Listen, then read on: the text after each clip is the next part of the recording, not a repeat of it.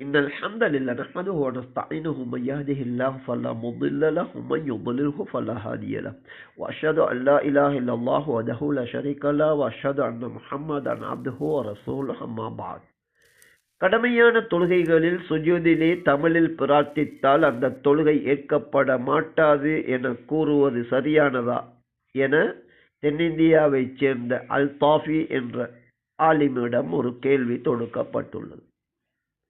அதற்கு அவர் கூறுகின்ற பதில், இவ்வாறு ஒரு சில ஆலிம்கள் கூறுகின்றார்கள்.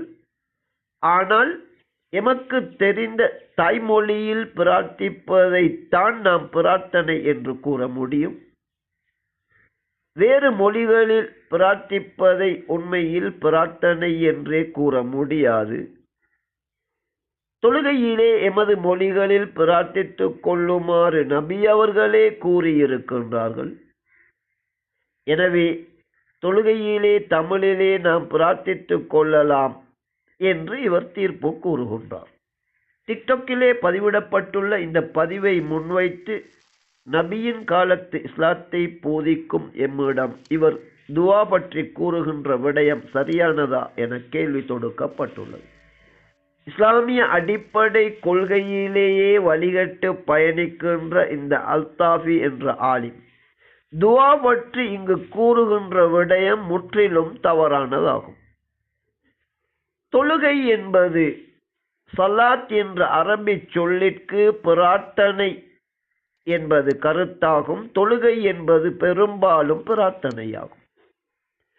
சுஜூதிலே தமிழிலே பிரார்த்திக்கலாம் என்றால் அல்லாஹு அக்பர் என கூறி துவங்குகின்ற தொழுகை, அஸ்ஸலாமு அலைக்கும் வரஹ்மத்துல்லாஹி வபரகாத்துஹு என முடிக்கின்ற அந்த தொழுகையை ஒரு சில அறிவியினர்கள் இலங்கை போன்ற நாடுகளில் கூட தமிழிலே தொழுகின்றார்கள் அல்லது தொழுதார்கள். இதனையும் சரி நபி அவர்கள் ஏவினார்கள் என்று இந்த அல்தாஃபி கூறிவிடுவாரா? வேற்று மொழிகளில் பிரார்த்திக்கும் போது அதில் உள்ளம் ஒன்றுபட்டிருக்காது என்பதற்கு இவருடைய ஆதாரம் என்ன? தமிழ் மொழியை தாய்மொழியாக கொண்ட எமக்கு அரபு மொழியிலே அல்லாஹ்வின் அருளால் உள்ளம் ஒன்றுபட்டு அதனை விளங்கி பிரார்த்திக்கின்ற அந்த சக்தியை அரபு மொழியை கற்றவர்களுக்கு அல்லாஹ் வழங்கி இருக்கின்றான். எனவே தாய்மொழி அல்லாத மொழியில் பிரார்த்தித்தாலே உள்ளம் ஒன்றுபட்டிருக்காது என்று இவர் கூறுவதற்கு என்ன ஆதாரம்? நபியின் பெயரால் ஒரே ஒரு செய்தியை கூறி அந்த செய்தி பலவீனமானது, அதன் கருத்தை கூட தப்பும் தவறுமாக பயன்படுத்துகின்றார். மொழியை தெரிந்தவர் கூட பிரார்த்திக்கும் போது தான் கூறுபவற்றில் கவனம் இல்லாது உள்ளம் வேறுபட்டிருக்கலாம். எனவே நாம் பிரார்த்திக்கும் போது அவற்றிலே கவனம் செலுத்த வேண்டும் என்பதுதான் இஸ்லாம் கூறுகின்ற விடயம். தொழுகையின் மிக முக்கிய அம்சம் ஒவ்வொரு ரக்காத்திலும் சூரா ஃபாத்திஹா ஓத வேண்டும். சூரா ஃபாத்திஹா என்பது பிரார்த்தனை இல்லையா? தமிழிலே பிரார்த்திக்கலாம் என்றால் சூரா ஃபாத்திஹாவை தமிழிலே கூற முடியுமா? கடமையான தொழுகையில் எமது விடயங்களை கேட்பதற்கு என்ன கட்டாயம் இருக்கின்றது? விரும்பினால் செய்து கொள்ளலாம். தொழுகை என்பது அரபு மொழியில் நிறைவேற்றப்படுகின்ற ஒரு இபாதத்தாகும். நபியின் காலத்திலே அரபு அல்லாத மொழிகளைச் சேர்ந்தவர்கள் இஸ்லாத்திற்கு வந்தார்கள். அவர்களுடைய பாசையில் தொழுகையிலே பிரார்த்தித்தார்களா? பிரார்த்தனை ஏற்றுக்கொள்ளப்படுவதற்கு முக்கிய 2 நேரங்களை நபி அவர்கள் கூறும்போது கடமையான தொழுகையிலே பிரார்த்திப்பது என்று கூறினார்களா?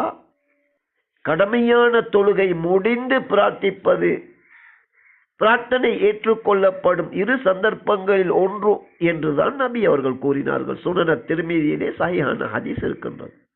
சுருக்கம், அல்தாஃபி என்பவர் இஸ்லாத்தின் அடிப்படையிலேயே வழிகட்ட ஒரு மனிதர். பிரார்த்தனை பற்றி இவருடைய சொந்த கருத்துக்களைத்தான் இவர் கூறுகின்றார்.